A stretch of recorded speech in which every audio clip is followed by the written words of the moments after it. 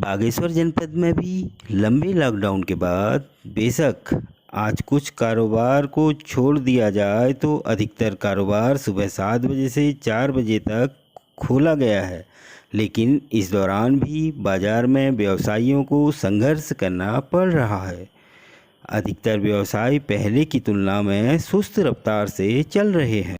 वहीं यातायात सुविधा के चरमराने से भी व्यापार प्रभावित हो रहा है, क्योंकि न ही बसों का संचालन है न ही टैक्सियों का, जिसका सीधा प्रभाव व्यापार पर पड़ रहा है।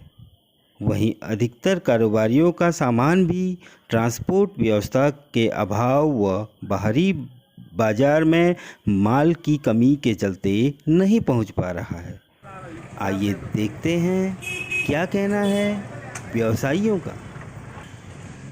नमस्कार, आप देख रहे हैं देवभूमि खबर। अगर हम आज बात करें लंबे लॉकडाउन के बाद, जहां पहले तो लॉकडाउन था, उस लॉकडाउन से जो लोकल व्यवसाय है, नगर का जो व्यवसाय है, उसको कितना प्रभाव पड़ा और लॉकडाउन खुलने के बाद व्यवसाय की क्या स्थिति बनी है, इन सभी मसलों पर हम बात करेंगे बागेश्वर जनपद के प्रतिष्ठित व्यवसायियों से कि उनके व्यवसाय में कितना प्रभाव इस लॉकडाउन के कारण पड़ा और लॉकडाउन खुलने के बाद उन्हें कितना नुकसान हो रहा है, कितना नफ़ा हो रहा है और जो मटेरियल्स है उसकी सप्लाई में कितना प्रभाव पड़ा है और क्या सब है।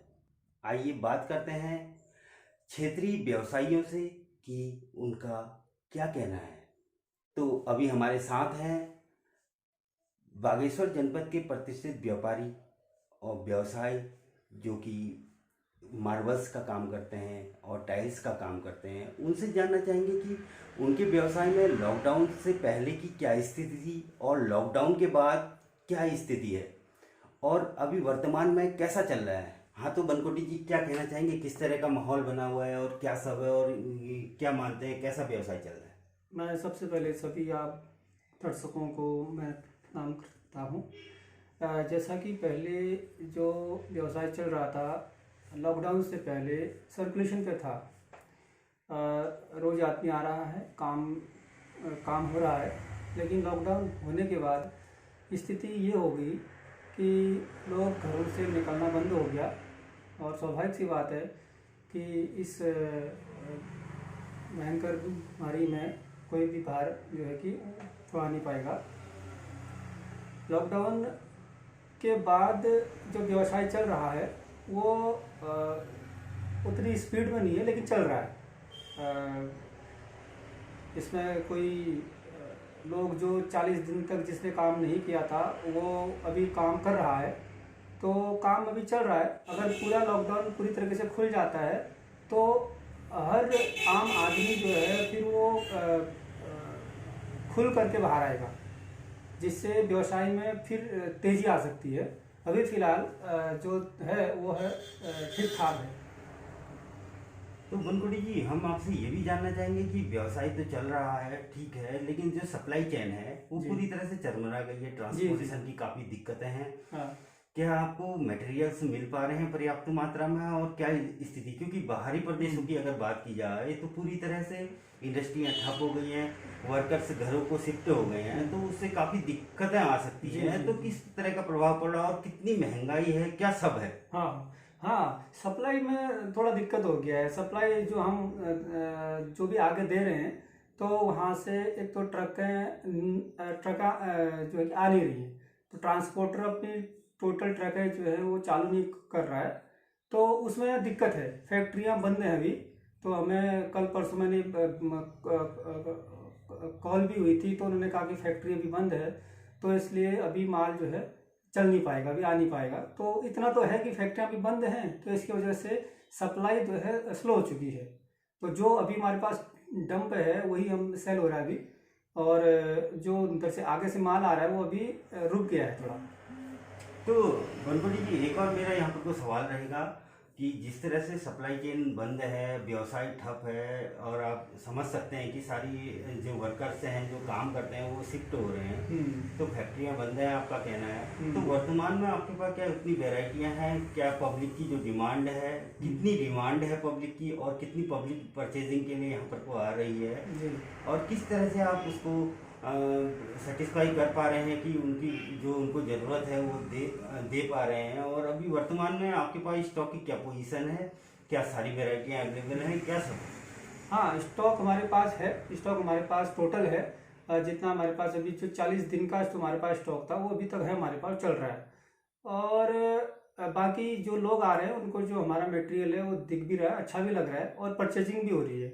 इतना जरूर है कि आगे से माल का आना थोड़ा सा अभी टफ लग रहा है, क्योंकि सिचुएशन थोड़ा जो है आगे जैसे जो भी आ गए, तो अभी से आना थोड़ा हो सकता है कि आने वाले 2-4 दिन के बाद या हफ्ते के बाद थोड़ा दिक्कत और हो सकती है। अगर आगे फैक्ट्रियां नहीं खुलती हैं तो दिक्कत होगी जरूर, क्योंकि स्टॉक हमारे पास खत्म हो जाएगा तब तक। और कितनी उम्मीदें हैं आपको? किस आस पे आप चल रहे हैं? ये लॉकडाउन चल रहा है और व्यवसाय में काफ़ी व्यवधान है, काफ़ी दिक्कतें हैं, तो क्या उम्मीदें करते हैं आने वाले समय से?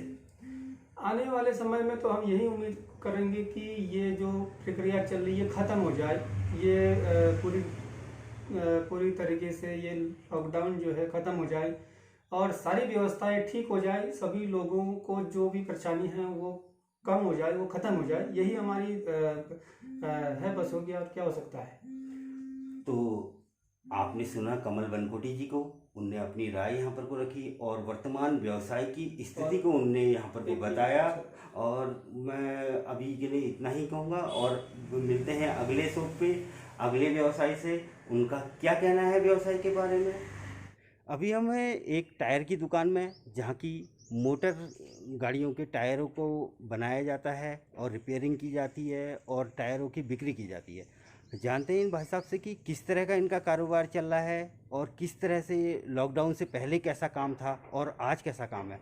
हाँ तो भाई साहब, किस तरह का काम चल रहा है, कितना प्रभाव पड़ा है अभी लॉकडाउन में? लॉकडाउन होने की वजह से काम तो हल्का ही चल रहा, काम कोई खास नहीं चल रहा, और जो बाहर से सामान आने वाला सामान भी नहीं आ पा रहा है। तो अगर बात करें लॉकडाउन से पहले, तो कैसा काम चलता था और लॉकडाउन के दौरान कैसा रहा और कितनी दिक्कतों का सामना करना पड़ा? लॉकडाउन से पहले काम सही चल रहा था, लॉकडाउन होने के बाद काम बिल्कुल भी नहीं है, क्योंकि रोड में ये टैक्सी गाड़ियाँ बिल्कुल भी नहीं चल रही, तो काम कैसे होगा। अब जो भी प्राइवेट गाड़ियाँ चल रही तो खाली कोई छोटे मोटे काम के लिए आ रहा, उसमें कुछ काम है नहीं उतना। हमने जाना यहाँ पर को टायर की दुकान में, हम यहाँ पर को आए थे, तो हमने इनसे जाना कि लॉकडाउन से पहले और लॉकडाउन के बाद किस तरह का इनका काम है। तो वाकई में देखा जाए तो लॉकडाउन के चलते काफ़ी प्रभाव काम पे पड़ा हुआ है और काफ़ी दिक्कतों का सामना इस इंडस्ट्री को भी करना पड़ रहा है, क्योंकि टैक्सियाँ नहीं चल रही हैं, लिमिटेड गाड़ियाँ चल रही हैं, जिससे काम में दिक्कत हो रही है। और हाँ, ट्रांसपोर्टेशन से जो माल आना है वह भी पर्याप्त मात्रा में इन्हें नहीं मिल पा रहा है। उमेश मेहता, देवभूमि खबर, बागेश्वर। वहीं दूसरी ओर बागेश्वर जनपद में बाहरी प्रदेशों से आने वाले प्रवासियों का आना जारी है, जहां 2 बजे तक स्टेजिंग एरिया बिलौना बस स्टेशन बागेश्वर में विभिन्न प्रांतों से, जिसमें राजस्थान, चंडीगढ़, नोएडा, पंजाब, हरियाणा, मुंबई तथा उत्तराखंड के हरिद्वार, देहरादून तथा रुड़की से 135 प्रवासी पहुंच चुके हैं, जिन्हें हल्द्वानी से उत्तराखंड परिवहन निगम की 5 बसों से स्टेजिंग एरिया बिलौना में लाया गया।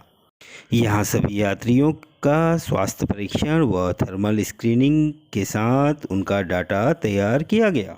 तमाम कार्रवाई के बाद उन्हें होम क्वारंटीन के लिए उनके गंतव्य को रवाना करने की कार्रवाई की गई।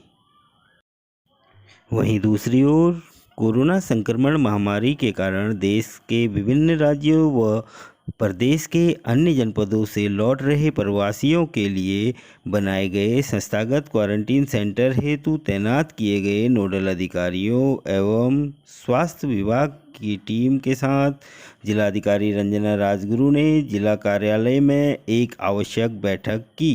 बैठक में जिलाधिकारी ने संबंधित नोडल अधिकारियों से कहा कि बाहरी राज्य से आने वाले प्रवासियों को क्वारंटीन किए जाने हेतु बागेश्वर शहर के होटलों को अधिग्रहण किया गया है, जिसमें आने वाले व्यक्तियों को क्वारंटीन के दौरान सभी आवश्यक व्यवस्थाएं संबंधित नोडल अधिकारियों द्वारा सुनिश्चित की जाएगी तथा स्वास्थ्य टीम द्वारा स्वास्थ्य परीक्षण कराया जाएगा।